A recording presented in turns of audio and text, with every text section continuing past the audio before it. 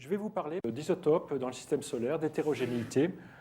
Et je vais vous parler notamment d'une mission qui s'appelle Genesis, une mission NASA, et qui a fort à faire, qui avait pour but en fait d'échantillonner le Soleil. C'est pour ça que je vous ai mis une photo d'un Soleil qui se trouve sur les grilles de la place Stanislas, puisque je viens de Nancy. Alors, donc le CRPG, c'est le centre de recherche où nous effectuons nos recherches. Et je voudrais inclure dans cet exposé particulièrement Pete Bernard, Marc Chaussidon, Laurent Zimmermann au CRPG, qui ont été tout à fait qui ont été des personnes clés dans les analyses que nous avons faites. Et puis également des gens du projet de Genesis, Ami Jurevitz, Roger Wintz, que certains d'entre vous connaissent parce qu'il est PI sur Mars, sur une expérience de Mars, du laboratoire martien qui est en route vers la planète rouge, Don Burnett, qui est le PI de Genesis, etc. Alors, on s'intéresse en fait au message chimique et isotopique de la matière dans le système solaire parce qu'elle nous renseigne sur les processus de formation du système solaire. Donc l'idée, c'est vraiment d'essayer de comprendre comment le système solaire s'est formé, à partir de quelle matière, est-ce que c'est de la matière héritée, est-ce qu'elle était bien mélangée, quel est le timing. Alors au départ, eh bien, avant de former un système de type solaire, vous avez un ensemble, c'est un nuage de gaz et de poussière, où le gaz est largement prépondérant. Le gaz est de loin la masse principale. Mais ce que l'on voit en général dans les solides qui nous arrivent sous forme de météorites, par définition, ce sont des solides.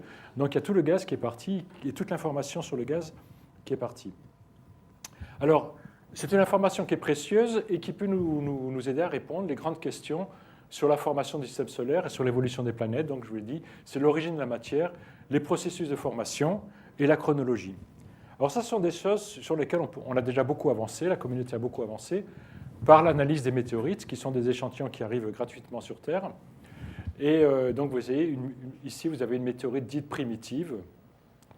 Et en fait, ces météorites, elles ne sont pas si primitives que ça, parce que ce sont des roches sédimentaires, en fait. Elles sont formées de plusieurs petits objets, micro-objets ou mini-objets. Par exemple, ici, vous avez des inclusions riches en calcium et en aluminium, qui sont les premiers solides qui se forment dans le système solaire. Quand on part d'un modèle, en général, d'un ensemble qui se refroidit, et donc les éléments les plus réfractaires vont se concentrer dans ces inclusions réfractaires qui vont déclencher le chronomètre qui est disponible par l'étude de ces météorites. Et puis on trouve des sphères silicatées qui ont fondu vraisemblablement dans le vide, selon des processus qu'on ne connaît pas bien, une matrice qui en général contient de la matière organique, etc. Donc ce sont déjà des objets complexes. Alors grâce à ça, eh bien, grâce à l'analyse en laboratoire, on arrive à faire de la chronologie du système solaire. Voici par exemple un type de chronologie fine qui peut être fait avec des radioactivités éteintes, en l'occurrence un isotope de l'aluminium, l'aluminium-26, qui a donné du magnésium, et on arrive à faire une chronologie de formation où vous voyez l'échelle, c'est de l'ordre du million d'années. Donc on arrive déjà à avoir une très très bonne information par l'analyse de ces météorites. On s'aperçoit également que la matière est très bien homogénéisée, au moins dans la région de formation de ces météorites. Voici un diagramme, alors un peu barbare, isotopique, dans lequel vous avez des quantités epsilon, c'est des parties par 10 000, donc c'est 10 moins 4 ici, pour du chrome ou pour du titane, et vous voyez qu'on a des variations qui sont très faibles puisqu'elles sont inférieures ou de l'ordre de la partie pour 10 000. Donc ça veut dire que la matière, qui au départ était très hétérogène forcément parce que tous ces isotopes proviennent en fait de plusieurs générations d'étoiles qui existaient avant, qui ont explosé et qui ont donné donc qui ont donné la matière au système solaire. Et pour obtenir une telle homogénéisation, eh bien, il a fallu des processus très, très turbulents sans doute dans la formation. Alors on voit deux groupes qui se dessinent, par exemple ici, la partie interne du système solaire interne, si je puis dire, avec les planètes terrestres, certaines météorites, chondrites en statite, chondrites ordinaires, et puis un autre groupe avec des chondrites plus riches en éléments volatiles. Mais le message, c'est que pour ces éléments qui sont des éléments réfractaires, c'est-à-dire qui se sont condensés quand ils étaient les premiers à se condenser, vraisemblablement, on a un très bon mélange isotopique de cette façon. Alors si on s'intéresse maintenant à des éléments qui sont moins réfractaires, les éléments dits volatiles, c'est-à-dire qui restent sous forme de gaz ou qui sont restés longtemps sous forme de gaz, eh bien ce sont en général les éléments légers, c'est l'hydrogène, l'hélium, le carbone, l'oxygène, l'azote. Là, on a des variations isotopiques qui sont extrêmes. C'est complètement différent des éléments réfractaires. On le verra un peu au cours de cet exposé. on a par exemple le rapport deutérium sur hydrogène, le deutérium étant l'isotope lourd de l'hydrogène, qui varie de 500%. Donc on n'est plus à la partie pour 10 000, on est carrément plusieurs centaines de pourcents. Donc c'est carrément les rapports isotopiques qui varient de plusieurs facteurs. C'est vraisemblablement parce que ces éléments étaient sous forme essentiellement gazeuse dans la nébuleuse protosolaire, donc H2, CO, N2, et on va voir que c'est vraisemblablement lors d'interactions que l'on va avoir entre la lumière émise par le Soleil jeune et ce gaz que l'on va créer une chimie sous irradiation qui va finalement donner des solides qui auront des hétérogénéités isotopiques extrêmement fortes. Donc l'un des enjeux de la recherche actuelle, c'est de comprendre quelle est la source de ces hétérogénéités. D'une part, parce que c'est toujours intéressant de comprendre quelque chose qui pour l'instant, ne l'est pas bien, mais aussi parce que derrière, il y a des processus qui ont affecté le système solaire à très grande échelle, et donc on a peut-être une clé pour obtenir ces processus. Alors, par exemple, je vous ai cité le cas de l'hydrogène, parce que c'est là où on a le plus de variations isotopiques. Si on prend le rapport D sur H dont je parlais tout à l'heure, alors c'est 10-6, normalement ici, la nébuleuse solaire a cette composition. La Terre a cette composition ici, c'est un histogramme de valeurs, c'est juste le nombre d'analyses. Les météorites que l'on trouve ici ce sont les condres des météorites, là on a les micrométéorites, ont une gamme de valeurs très large, mais qui coïncide à peu près avec la Terre, et les comètes semblent enrichies en deutérium, du moins jusqu'à ce qu'on trouve une comète qui avait une composition similaire à la Terre. Le message là, c'est qu'on a des variations énormes du rapport D sur H, qui, vous voyez, qui couvre plusieurs facteurs, et dont l'origine, elle n'est pas si bien connue que ça. On pense que c'est sans doute des fractionnements isotopiques, c'est-à-dire des échanges entre isotopes, entre des ions et des molécules, dans un milieu soit interstellaire, soit au début de la formation du système solaire, des échanges entre ces différentes espèces à basse température. Mais ça, on n'en est pas sûr. On ne sait pas si c'est pas hérité d'autres systèmes stellaires ou du milieu interstellaire dans le système solaire, ou si ces échanges ont lieu dans le système solaire jeune. Donc il y a plein d'inconnus là-dessus. Alors pour ça, pour arriver à faire ces analyses, il faut des spectromètres de masse, des sondes ioniques, des instruments qui sont quand même assez sophistiqués et assez difficiles d'usage. Par exemple, ici, vous avez une sonde ionique et vous voyez que c'est la taille à peu près, l'instrument seul pour faire quelques analyses isotopiques, c'est la taille du laboratoire qui est envoyé sur Mars, du Mars Science Laboratory, dont certaines équipes ici ont été très actives dans la définition d'une des expériences, et qui est en route vers Mars. Donc ça veut dire qu'il y a peu de chances qu'on arrive, dans un avenir proche en tout cas, à satelliser, à envoyer de tels engins dans l'espace. De plus, si vous voulez faire des analyses précises, élémentaires isotopiques, vous avez besoin d'un certain contrôle par l'opérateur. Donc il y a une nécessité, même si on envoie des satellites et des robots pour explorer le système solaire, on a quand même la nécessité de ramener des échantillons. Je vous ai dit, les météorites s'en ramènent gratuitement, mais il y a d'autres types d'échantillons dont on a besoin, des échantillons de comètes, on va le voir, des échantillons de soleil, que les météorites, bien sûr, ne peuvent pas ramener.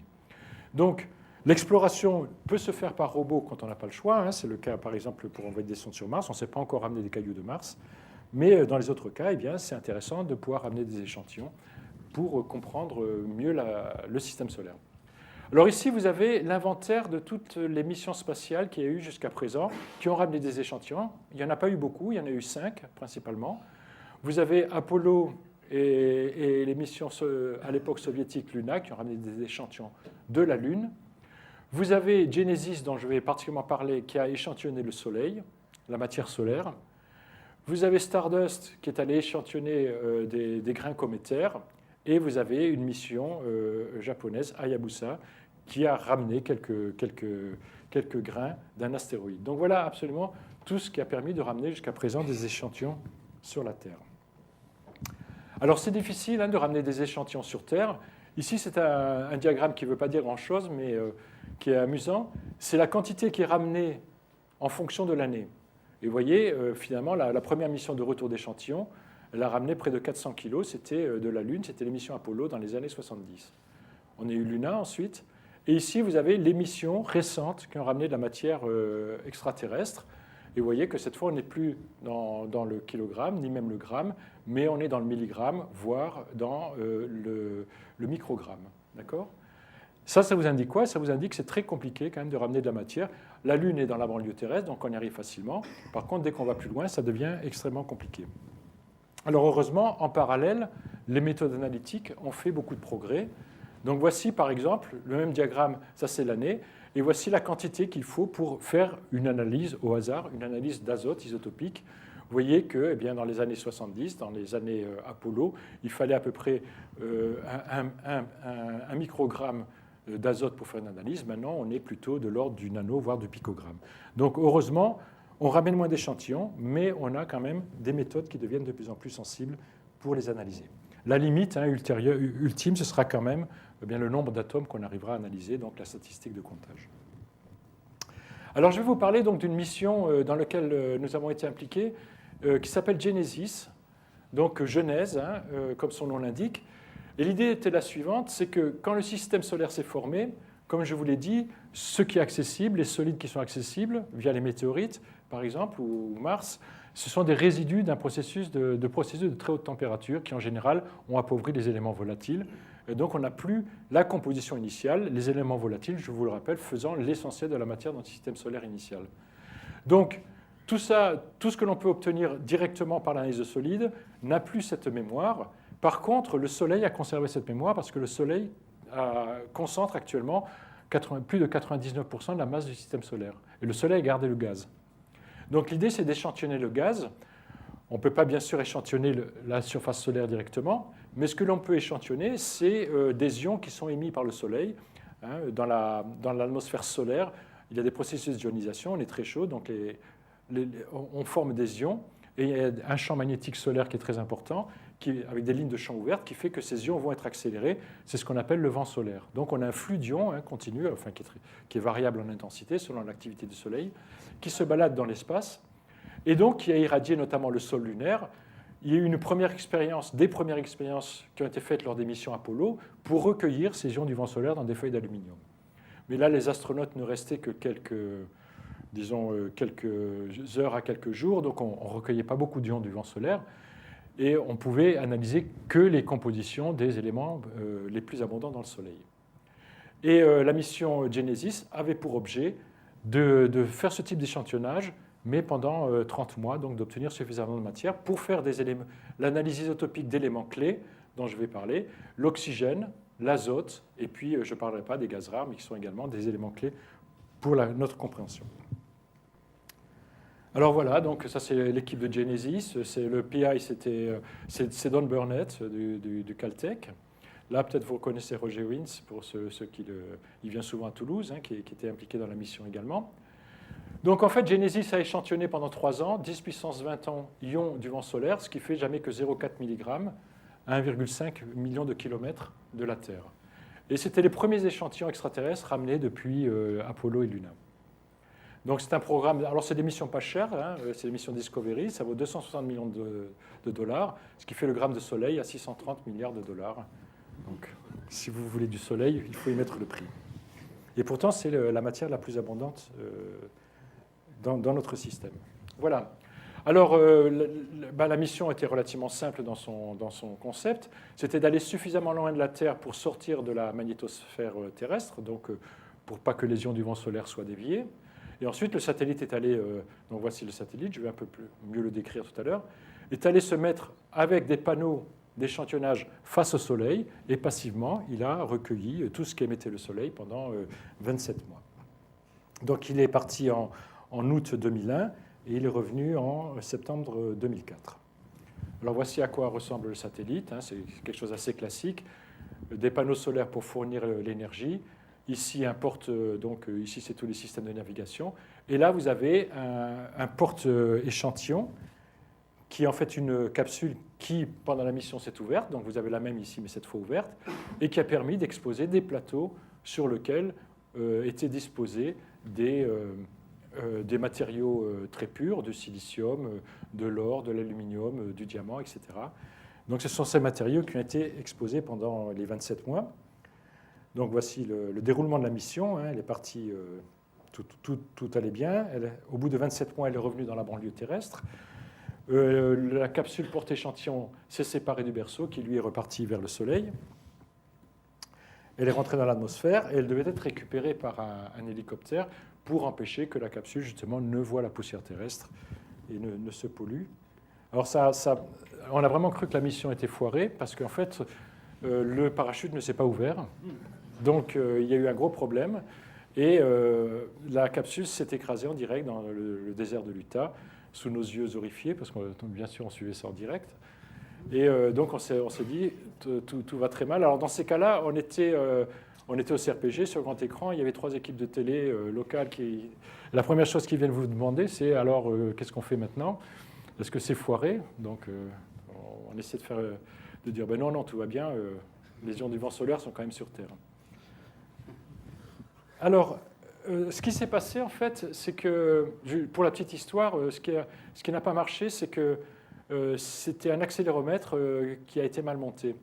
En fait, ici, vous avez la décélération de la capsule en fonction du temps. En gros, là, on est dans l'espace. Là, la capsule heurte le sommet de l'atmosphère, et donc il va y avoir une décélération importante. Et donc, à ce moment-là, eh bien, on a ici un accéléromètre. En fait, c'est un petit composant dans lequel vous avez une masselote avec un ressort. Et donc, quand l'accélération, enfin plutôt quand on a une décélération forte, la masselote vient toucher ici le contact et déclenche un chronomètre. Comme on n'a pas de contact électromagnétique pendant la traversée de l'atmosphère, on ne peut le faire que de façon automatique.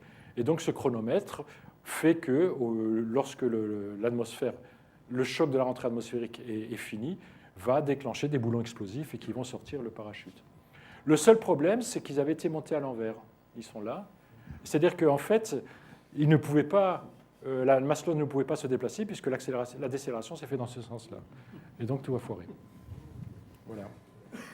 Donc, le PI s'arrachait les cheveux en direct. Et puis, mais en fait, on s'est aperçu que, bon, en fait, tout était dans la terre, dans la truc, mais les échantillons étaient quand même là. Hein. Alors, ils étaient là, ils étaient en mauvais état, c'est sûr, donc il a fallu aller les chercher à la pelle, pratiquement. Hein. Ça, c'était les plateaux avant le départ, ça, c'était les plateaux après. Donc, vous voyez, ils avaient quand même morflé, mais il y avait quand même des échantillons, des bouts d'échantillons qui ont été récupérés. Et en fait, la bonne nouvelle, c'est que les analyses ont pu quand même être faites. Pourquoi? Eh bien parce que le vent solaire, les ions du vent solaire, qui sont représentés ici en rouge, donc ici, c'est un schéma qui représente la surface d'un échantillon. Donc ici, ça fait 1 micron, ici, hein, c'est la partie supérieure. Là, c'est 100 nanomètres, donc c'est les 100 premiers nanomètres de la surface d'un échantillon. Et le vent solaire est implanté avec les énergies, enfin, la vitesse des ions du vent solaire, c'est 400 à 700 km par seconde. Donc, il s'implante quand même à une profondeur qui est de l'ordre de 50 nanomètres, alors que toute la contamination particulière, on peut essayer de l'enlever, et la contamination par absorption va affecter uniquement les premiers nanomètres. Donc, toute l'idée était donc d'arriver à peler la surface externe avant de creuser pour extraire les ions du vent solaire. Donc, en ablatant de façon différentielle, on devait être capable de récupérer les ions. Donc, il y a plusieurs laboratoires qui se sont attaqués à ce problème. Donc, le TH à Zurich ont essayé des attaques acides, à San Diego également, par sonde ionique dans d'autres cas, par ablation laser. Donc, simplement, on a perdu bien 3-4 ans pour mettre au point ces processus de décontamination. Alors, je vais un peu vous expliquer maintenant le cas de l'oxygène, qui était l'une des 2 priorités de la mission, et ensuite je vous parlerai du cas de l'azote. Alors, simplement, pour vous rappeler des cours de première ou de seconde, les isotopes, hein, donc vous avez un élément, le carbone par exemple, et puis vous avez du carbone plus lourd ou du carbone plus léger. Là, vous avez un autre, c'est l'azote par exemple. Et donc, on définit un rapport isotopique simplement en prenant, nous les géochimistes, en prenant les isotopes lourds divisés par le nombre d'isotopes lourds dans une unité de masse, divisé par le nombre d'isotopes légers dans la même unité de masse. Et en fait, les proportions de ces isotopes vont être une mémoire, une caractéristique, l'ADN en fait, de l'histoire de cet élément. Pourquoi? Eh bien, parce qu'il va y avoir des processus soit nucléaires, c'est la radioactivité, ou des réactions nucléaires qui vont produire certains isotopes ou pas d'autres, soit parce que, eh bien, on va avoir des échanges lors d'équilibres ou bien d'équilibre entre plusieurs molécules, on va avoir des échanges isotopiques et on n'aura pas tout à fait la même répartition dans les réactants et les réactifs. Soit parce qu'on a des processus cinétiques qui fait que certains isotopes vont partir plus vite. Par exemple, ici, vous avez un enclos, vous avez un petit passage, les isotopes les plus légers vont sortir plus facilement. Mais vous verrez que, par exemple, dans un tel processus, les isotopes qui sont partis seront proportionnels aux isotopes légers qui restent. Donc on aura une proportionnalité à la masse. Et ça c'est une information importante parce que l'extrême majorité des fractionnements isotopiques, donc des variations isotopiques pour un élément donné, sont une fonction de la masse de cet élément. Ils dépendent en fait de la différence de masse entre les deux isotopes divisée par la masse moyenne. Donc par exemple, ça veut dire que vous allez avoir une loi très simple, qui est une loi de fractionnement isotopique dépendant de la masse de l'isotope. Donc l'oxygène, par exemple, a 3 isotopes, 16, 17 et 18, et l'écart, lors d'un fractionnement isotopique, l'écart entre l'oxygène 18 et l'oxygène 16 sera le double de l'écart entre l'oxygène 17 et l'oxygène 16. Pourquoi? Parce qu'entre 18 et 16, vous avez 2 unités de masse de différence et une seule ici. Donc, comme je le disais, l'énorme majorité de ces fractionnements isotopiques suivent cette loi de masse. Alors, par exemple, on utilise la notation delta, qui est l'écart par rapport à une valeur de référence en partie pour 1000, mais en gros, c'est le rapport isotopique. Donc, si vous mettez, par exemple, ici le rapport isotopique d'oxygène 18 et ici le rapport isotopique d'oxygène 17, tous les échantillons, si on a des fractionnements dépendants de la masse, vont se trouver sur une même droite, dont la pente sera 0,5, puisque ici on aura 2 fois plus d'effets que dans ce cas présent. D'accord? Et c'est bien ce qu'on observe. Ici, vous avez des tchertes, des crétacés, archéens, des laves, des morbes, des laves du manteau, même la Lune, tout ça. L'océan, la vapeur d'eau issue de l'océan, les condensats, la neige, tout ça, c'est sur la même droite de fractionnement de masse qui dépend, de fractionnement isotopique, pardon, qui dépend de la masse. Donc ça marche très très bien et ça marche à un degré de précision qui est énorme. Et l'une des grandes découvertes en cosmochimie a été faite par un professeur qui s'appelle Bob Clayton, qui est à l'université de Chicago, et qui, en analysant les météorites, il s'est amusé à analyser les 3 isotopes de l'oxygène, un peu par hasard. C'était pour vérifier en fait un effet sur le carbone, ça n'avait rien à voir. Mais en faisant ces analyses, il s'est aperçu qu'en prenant des fragments, des inclusions dans des météorites, on avait beaucoup de ces inclusions qui suivaient une droite de pente 0,5, donc de fractionnement de masse dépendant de la masse. Ici, c'est TFL, c'est Terrestrial Fractionation Line. Donc ça, tout allait bien. Mais sauf qu'il y avait d'autres points qui s'écartaient de cette droite de fractionnement de masse et qui, au contraire, avaient une pente qui était de l'ordre de 1 et non plus de 0,5 comme prévu. Donc ça, c'était une grande découverte. Et donc, il a défini l'écart, qu'on appelle cap delta 17O, d'un point donné par rapport à cette droite de fractionnement de masse. Alors, c'était une grande découverte, pourquoi? Parce que ça a permis d'établir des relations génétiques entre les objets du système solaire. Ici, vous avez le même diagramme. Ici, vous avez donc toujours delta 18O, le 18 sur 16 ici, 17 sur 16 pour l'oxygène. Ça, c'est la droite terrestre que je vous ai montré tout à l'heure, où il y a les basaltes, où il y a l'eau océanique, etc. Et puis là, vous avez ici des inclusions qui ont une composition qui est différente, qui est sur cette droite de pente 1. Ça, c'était les premières données de Clayton ici, et qui correspondent en général soit à des minéraux anhydres type olivine, qu'on trouve dans les météorites, soit à des inclusions réfractaires riches en aluminium, calcium, qui sont les premières à se former dans le système solaire, qu'on pense être les premières à se former. Ça donne des inclusions blanches dans les météorites, des inclusions dites réfractaires. Donc, ici, vous avez l'essentiel de la droite de fractionnement, là, ces inclusions. Et si on fait un zoom sur la partie centrale, eh bien, on s'aperçoit que que l'on peut créer des familles qui sont génétiquement reliées par les écarts qu'ils ont à la droite de fractionnement de masse. Ici, vous avez les météorites de type CO, qui ont le même écart, CV qui vont suivre un peu la droite de pente 1, les chondrites ordinaires qui sont ici, etc., etc. Donc, on peut établir une relation génétique entre ces différentes familles et qui tient même pour le cas des corps planétaires. Ici, on va avoir Mars, la Lune, etc. Tous les corps issus de ces planètes ou de ces corps parents vont avoir le même écart en cap delta O par rapport à la droite de fractionnement de masse, même si on a des fractionnements dépendants de la masse qui sont variables. Et c'est comme ça qu'est partie l'idée que certaines météorites venaient de Mars. On s'est aperçu qu'elles avaient le même écart en oxygène 17, en cap delta, par rapport à la Terre, et donc elles venaient d'un corps différent de la Terre et qu'elles venaient du même corps parent. Donc il y a eu des implications fortes, sauf qu'on n'arrivait pas à expliquer toujours cette composition isotopique, quelle était l'origine de ces variations isotopiques non dépendantes de la masse pour l'oxygène. Alors, il y a eu plusieurs modèles. Le premier modèle, ça a été proposé par Bob Clayton, dont je parlais tout à l'heure, lorsqu'il a fait cette découverte. Il a proposé que le Soleil avait une composition qui était celle de la Terre. En gros, qui était sur la droite de fractionnement de masse terrestre. Donc le Soleil était là. Et puis, lors de la formation du système solaire, il y a eu injection d'un isotope unique, l'oxygène 16, qui est produit dans certaines étoiles, dans certaines supernovae, qui a été injecté donc, dans le système solaire et qui a été capté par les premiers solides qui sont formés, qui sont les inclusions réfractaires. Donc en fait, cette composition ici des premiers solides serait anormale par rapport à la normalité qui serait ici. Et puis, il y a eu d'autres propositions qui ont été faites, notamment par un ancien étudiant de Bob Clayton, et qui depuis est en très mauvais termes avec lui, qui a proposé une explication complètement différente. Il a fait des expériences en laboratoire, il a créé de l'ozone à partir d'oxygène, il a fait du O3, et il s'est aperçu qu'il y avait des effets indépendants de la masse qui étaient importants. Et donc, il a proposé qu'en fait, le Soleil est effectivement par là, mais par des fractionnements indépendants de la masse, par des interactions avec les UV du solaire, on arrive à faire des choses qui vont sortir de la droite de fractionnement de masse terrestre.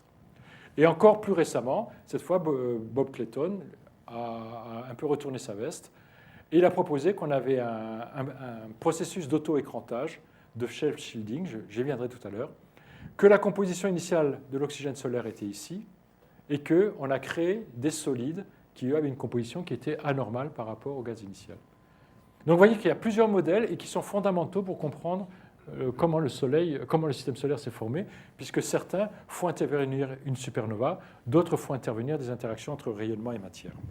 Donc là, c'était vraiment la priorité 1 de Genesis. Et ce scientifique s'appelle Kevin McKeegan, qui est à l'Université de Californie à Los Angeles, a fabriqué cette machine. En fait, c'est un hybride entre une sonde ionique et un accélérateur Van der Graaf pour analyser l'oxygène isotopique. Donc, je ne vais pas rentrer dans les détails techniques, mais on peut en parler si ça vous intéresse. Et il a principalement travaillé sur un dispositif, sur un type de cible, qui provient d'un concentrateur. Donc, dans le Genesis, vous aviez ici un système qui était en fait un miroir électrostatique et qui concentrait d'un facteur 20 à 50 les ions du vent solaire, de façon à obtenir sur une cible, en fait c'est un miroir, vous voyez, les ions étaient déviés, puis tous les ions qui étaient collectés par cette surface venaient se concentrer sur une petite cible mise à l'envers ici, donc les ions venaient comme ça. Et voici la cible, en fait il y avait 4 types de cibles, il y avait du SiC, un film de diamant, etc. Et donc, bien sûr, ces échantillons sont plus intéressants parce qu'ils sont concentrés en vent solaire, donc le rapport signal-bruit est bien supérieur. Alors, le concentrateur a à peu près survécu au choc, il était un peu cabossé à l'arrivée, mais ça allait. Et puis voilà le porte-cible à l'arrivée, donc vous voyez, il y en a une qui a été cassée, mais les autres étaient à peu près intactes. Donc, ça a été possible de travailler là-dessus. Alors, je vais peut-être aller assez rapidement là-dessus, parce que ça, c'est des corrections techniques, mais le résultat est le suivant. Finalement, dans ce diagramme à 3 isotopes qu'on a déjà vu, vous avez la droite de fractionnement de masse Terre-Lune qui est ici. Vous avez ici les inclusions réfractaires. Et la conclusion, c'est que la composition du Soleil est bien celle des inclusions réfractaires et non pas celle de la Terre. En d'autres termes, la Terre, de même que toutes les météorites, ont une composition isotopique anormale en oxygène. La normalité se trouve ici, puisque le Soleil représente la composition initiale du gaz, du CO, quand le système solaire s'est formé. Donc ça a permis de résoudre, on pense maintenant à peu près bien. Le vent solaire est ici, bon, il y a un fractionnement qui lui est dépendant de la masse, mais la composition initiale, c'est ici. Donc en fait, ça va plutôt dans le sens de l'auto-écrantage dont je vous parlais tout à l'heure. Alors qu'est-ce que c'est que l'auto-écrantage ? Eh bien, il faut trouver un processus. Si on part d'un gaz qui a une composition initiale ici, il faut enrichir à la fois en oxygène 17 pour aller dans ce sens-là et en oxygène 18 pour aller là. Et donc, il faut enrichir en plus au même taux, puisque la pente est de 1. Ici, cette pente, dans ce diagramme isotopique, a une pente de 1. Donc, il faut enrichir au même taux en 17 et en 18. Donc, il n'y a pas tellement de possibilités.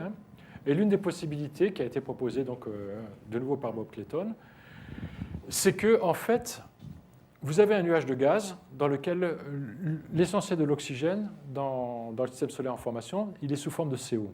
De loin, le stock d'oxygène avant de rentrer dans les silicates, etc., il est sous forme de gaz de CO. Et ce CO va interagir avec les photons. Donc vous avez ici un nuage de gaz, et vous avez des photons du Soleil qui arrivent. Donc le Soleil va émettre des photons qui vont être dans toutes les longueurs d'onde, notamment dans l'UV dur, en dessous de 110 nanomètres. Et là, eh bien, ces photons sont suffisamment durs pour pouvoir casser la liaison CO, qui est une liaison qui est très stable. En cassant cette liaison qui est très stable, ensuite on libère de l'oxygène qui peut réagir avec l'hydrogène, qui est lui le gaz le plus abondant de loin, et créer de H2O, donc de l'eau, de la molécule d'eau, qui elle va pouvoir se condenser sur les solides, se geler ou bien altérer les silicates, il y en a déjà, et donc on va transmettre un message d'oxygène dans l'eau et donc dans les solides ensuite. Alors comment se fait, si vous voulez, ce fractionnement indépendant de la masse? Donc il faut imaginer qu'on a le gaz ici, dans lequel on a de l'oxygène 16 qui est combiné avec du carbone, de l'oxygène 18 qui est combiné avec du carbone également, et de l'oxygène 17. Et les photons rentrent, et vous avez à peu près, pour casser une liaison, que ce soit entre carbone et oxygène 16, il faut une longueur d'onde spécifique. Là, elle sera un peu différente, la longueur d'onde, et là encore un peu différente. Donc au départ, vous avez le même taux de longueur d'onde pour casser toutes ces molécules, sauf que comme l'oxygène 16 est de loin le plus abondant, d'un facteur 400 à 1000 par rapport aux deux autres, eh bien, les photons qui peuvent permettre de casser ça, quand on s'enfonce dans le nuage, eh bien, il y en aura de moins en moins, parce qu'ils auront été utilisés pour casser la première molécule. Et à la fin, quand on s'enfonce dans le nuage, on va principalement avoir des photons qui sont capables uniquement de casser, de réagir à oxygène 18 et oxygène 16. Et donc, dans cette région du nuage, on va s'enrichir en oxygène 17 et en oxygène 18. Et c'est de cette façon qu'on peut espérer arriver à faire des fractionnements qui sont indépendants de la masse, puisque là, si on enrichit au même taux, on va obtenir donc égalité de formation. Alors, ce sont des modèles, on ne sait pas si c'est vrai. Il y en a d'autres, je ne vais peut-être pas passer sur celui-là.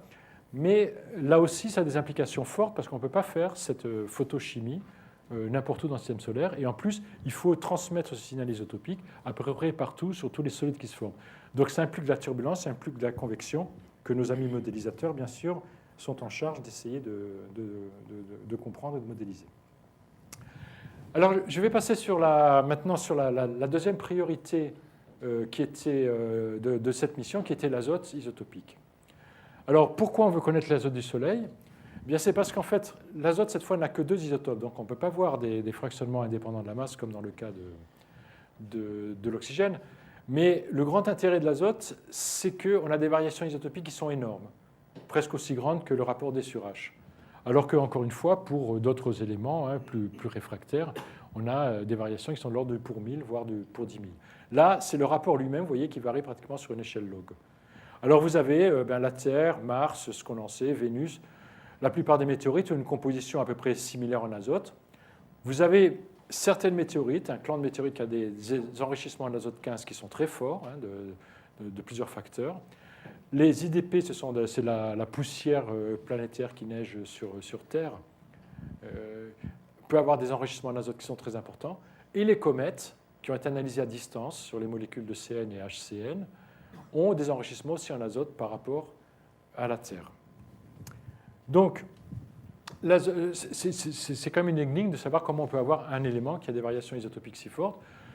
Les deux isotopes, donc l'azote 14 et l'azote 15, il y a 300 fois plus d'azote 14 que de 15. Les origines nucléosynthétiques sont différentes.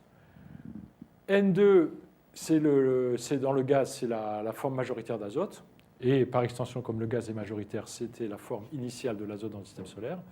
Mais on a également de l'azote qui continue dans la matière organique des météorites et sous forme de radicaux de CN ou bien de HCN dans les comètes. Alors à côté de ça, eh bien, on a également des réservoirs qui semblent appauvris en azote. Vous avez Jupiter qui est appauvri en azote. Et vous avez ici une inclusion réfractaire, une CAI, donc ces premiers solides qui se forment, qui également contient de l'azote qui est appauvri en azote 15 par rapport à la Terre. Donc l'idée, c'était d'essayer de comprendre la logique de ces variations isotopiques qui sont énormes. Le problème, c'est qu'on n'avait pas de référence puisqu'on n'avait pas la composition du Soleil, donc la nébuleuse initiale. Alors c'est ce que l'on a fait à Nancy. On était en charge donc d'analyser cette composition isotopique. Alors on a développé en fait deux types d'analyses pour ce faire. On a développé d'une part l'ablation laser, c'est-à-dire qu'on a pris toujours dans le concentrateur, la cible du concentrateur ici, qui est représentée ici. Cette fois, par ablation laser, ça veut dire qu'avec des ions laser, on nettoie d'abord la surface et ensuite on creuse dans la matière pour extraire les ions du vent solaire. Donc on ne pouvait travailler sur cette méthode que sur de l'or. Donc en fait, on a utilisé ici le porte-échantillon, parce que le reste était du SiC ou du diamant, qu'on ne pouvait pas utiliser avec notre méthode. Donc on a utilisé le porte-échantillon lui-même, et donc on a utilisé des bras du porte-échantillon sur lequel, eh bien, on a, sous ultravide, on a pelé la surface petit à petit. C'était assez long et difficile, hein, ça a mis 4 ans à mettre au point cette manip, 6 ans si je compte les premiers essais. Donc en fait, vous avez un laser, puis vous purifiez l'azote, et ensuite vous analysez par spectrométrie de masse. Et puis on a fait une deuxième type de manip plus récemment, grâce à une nouvelle sonde ionique qui a été livrée au CRPG. Donc une sonde ionique, c'est un faisceau d'ions primaire qui va balayer un échantillon et qui va extraire petit à petit les ions qui sont implantés dans de la matière. Et cette fois, on a pu travailler sur le SiC. Donc voici, l'ablation laser a été faite avec ces deux personnes, et marche ici donc pour la sonde ionique. Alors l'ablation laser, ça a bien marché, après beaucoup de développements analytiques qui ont été difficiles. Le problème qu'on a eu quand même, c'est qu'on a travaillé sur de l'or qui n'était pas destiné à être analysé, c'était sur les bras de ce porte-échantillon, et qui se sont avérés être pleins d'azote terrestre lors de la fabrication. Lors de leur fabrication, il y a plein d'azote terrestre qui a été piégé dans l'or lorsqu'il a été déposé. Et ça, on s'en est aperçu pendant les analyses. Donc ça, je ne vais pas rentrer dans la chimie, dans la cuisine isotopique. C'est un diagramme de mélange. Ici, vous avez la composition isotopique d'azote. Ici, vous avez un indice de contamination. 0, ça veut dire que c'est de l'azote terrestre pur. Là, on est à 0,04, ça veut dire qu'au mieux, on avait 4% d'azote terrestre, d'azote solaire. Tout le reste, 96%, c'était d'azote de contamination. Donc ça a été très compliqué. On voit quand même une tendance et on arrive à définir ici le pôle terrestre et un pôle solaire défini pour cet axe valant 1 qui était de l'ordre de moins 400 pour 1000, mais avec une grosse erreur, plus ou moins 200 pour 1000 à 2 sigma. Et puis on a repris ces analyses donc par sonde ionique cette fois sur un échantillon de SiC, donc du même concentrateur, sur lequel on a pu ablater plusieurs régions, 4 régions en fait, suivant l'axe du concentrateur. Et là, ça a été un peu le jackpot parce que grâce à cette méthode, eh bien, on s'est aperçu qu'il n'y avait pas de contamination dans le SiC. Le SiC avait été fait extrêmement, beaucoup mieux, si je puis dire. Ou plutôt, il était destiné à être analysé, donc il était très pur. Et on a pu donc creuser dans l'échantillon et extraire les ions d'azote à plusieurs endroits, en ayant nettoyé d'abord avec un faisceau d'ions, nettoyé la surface. Alors voilà ce que ça donne. Ici, c'est l'intensité du faisceau en azote 14, ici en azote 15. La surface est ici, et là, on creuse dans l'échantillon. Le pas, ici, vous avez 100 nanomètres. Ça veut dire qu'ici, on est à 100 nanomètres à peu près. Donc tout ça, ça fait 300 nanomètres, ça fait 0,3 microns de profondeur. Donc ce sont des méthodes qui sont quand même très, très sélectives. Et ce qu'on voit, eh bien, on voit qu'on a une courbe en forme de cloche pour l'azote 14 et pour l'azote 15 qui correspond parfaitement à ce qu'on obtient par modélisation lorsqu'on implante des ions à la vitesse du vent solaire. Donc ici, vous avez l'azote solaire, l'azote 14, l'azote 15. Ici, vous avez le rapport des deux, le rapport 15N sur 14N. La valeur terrestre est ici, et vous voyez qu'on a une valeur du vent solaire qui est très bien définie, qui est complètement différente de la valeur du vent solaire, de la valeur terrestre. Alors voici un peu un résumé dans le même diagramme maintenant des valeurs que l'on obtient.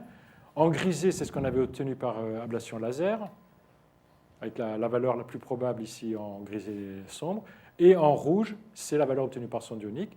Coup de chance, les deux coïncident parfaitement, donc tout va bien. Et ça nous permet donc de définir la composition du système solaire initial. Alors ça vous donne, je l'ai mis de 3 façons, en delta 15N, c'est-à-dire en déviation par rapport à la Terre, c'est moins 383 pour 1000, ça veut dire qu'on a appauvrir à 40% l'azote 15. Et là, vous avez le rapport 15N sur 14N, comme le donnent les cosmochimistes, et 14N sur 15N, comme le donnent les astrophysiciens. Donc, vous voyez, tout le monde. Mais l'idée de base, c'est qu'ici, on a une valeur du Soleil qui est complètement différente de la Terre. En d'autres termes, la Terre n'est plus le centre du monde, comme on le sait depuis un moment d'ailleurs. Alors, d'autres observations.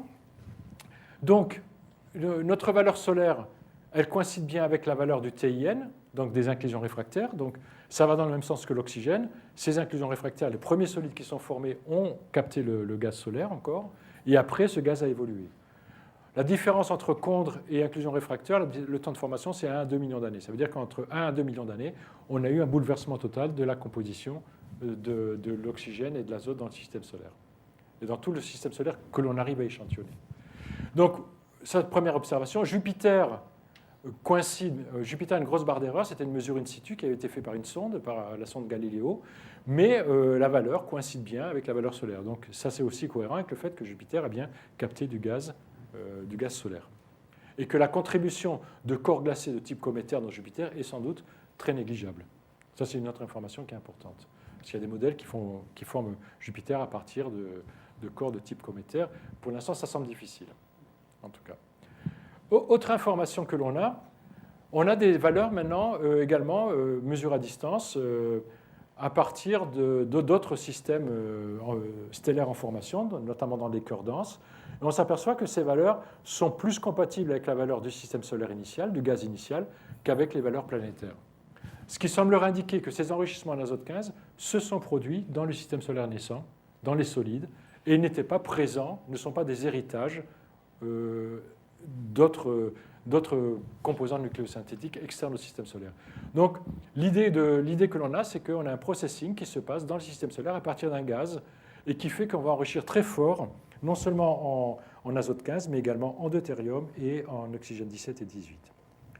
Alors il y a d'autres implications, hein. On peut également tirer un certain nombre d'implications pour l'origine de l'atmosphère et des océans sur Terre.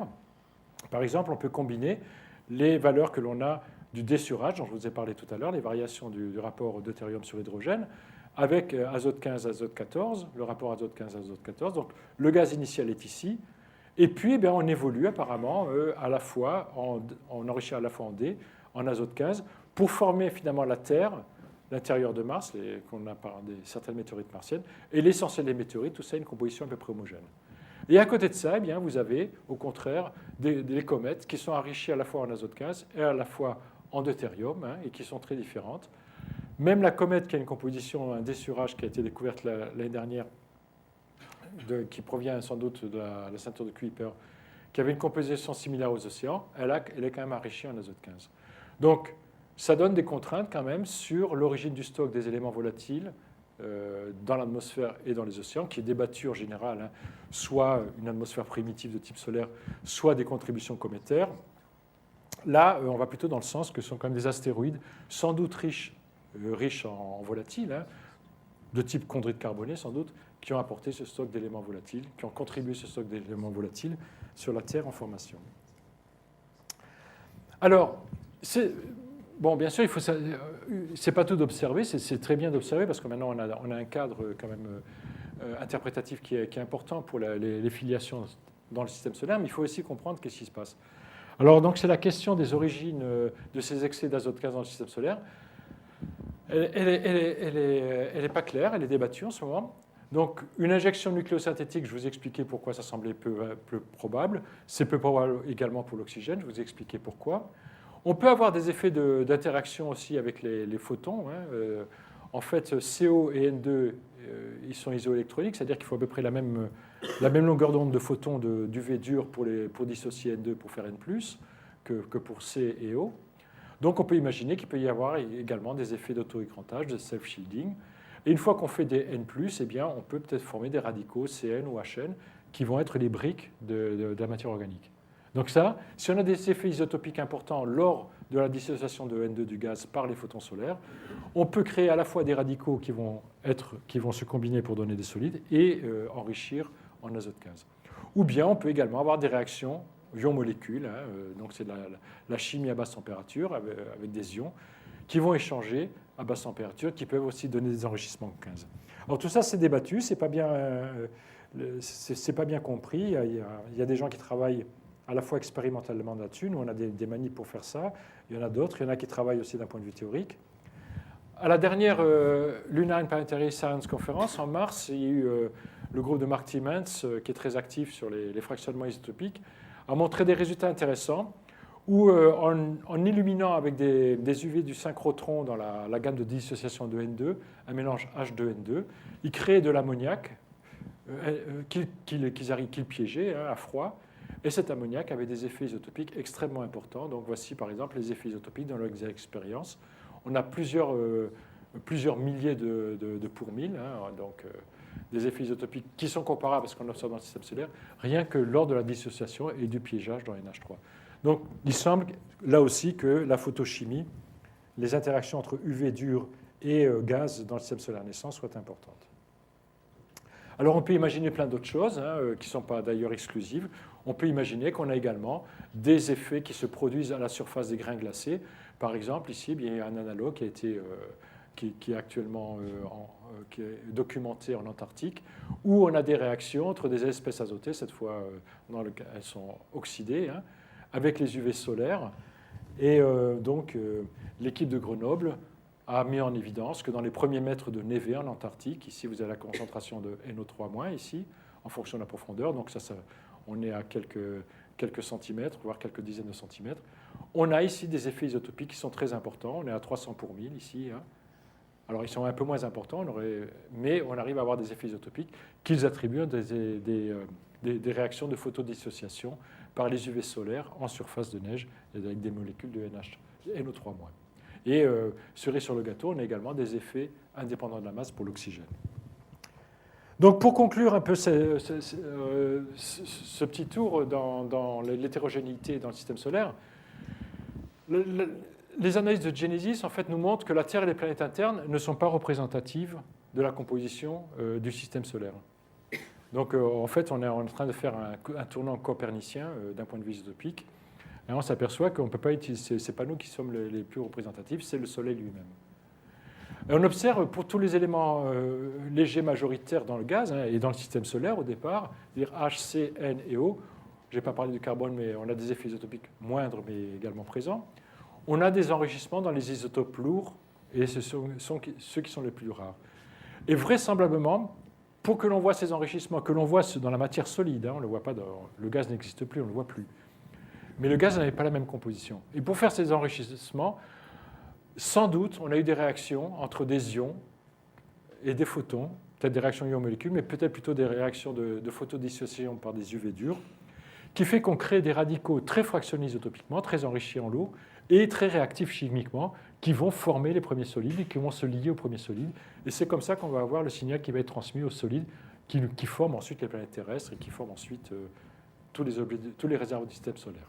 Voilà.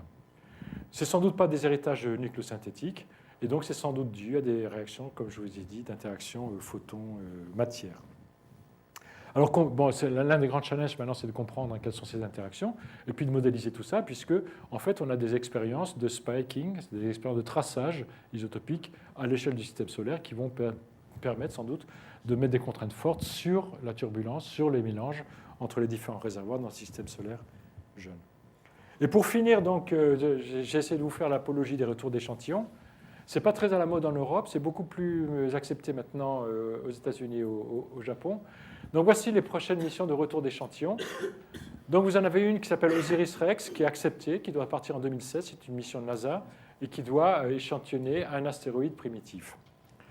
Il y en a une autre qui malheureusement ne marche plus, c'était Phobos-Grunt, qui était une mission russe, et comme vous le savez sans doute, il y a eu un gros problème de perte du vaisseau spatial lui-même, qui n'a pas réussi à se mettre en orbite et donc à aller vers la planète Mars. Il y a un projet de mission qui s'appelle Marco Polo R à l'ESA. C'est un retour également d'échantillons d'un astéroïde primitif qui est sélectionné, mais qui est en concurrence avec 3 autres missions. Donc, ce n'est pas du tout gagné que ça va marcher. S'il était sélectionné, ce projet, ça serait un départ en 2021 et donc retour en 2026. On travaille sur le long terme, toujours dans le spatial, comme vous le savez sans doute. Et puis Hayabusa 2, qui est un retour également d'un astéroïde primitif, qui sera en fait la copie d'une mission qui a déjà marché, de l'agence spatiale japonaise. Voilà, j'en ai fini.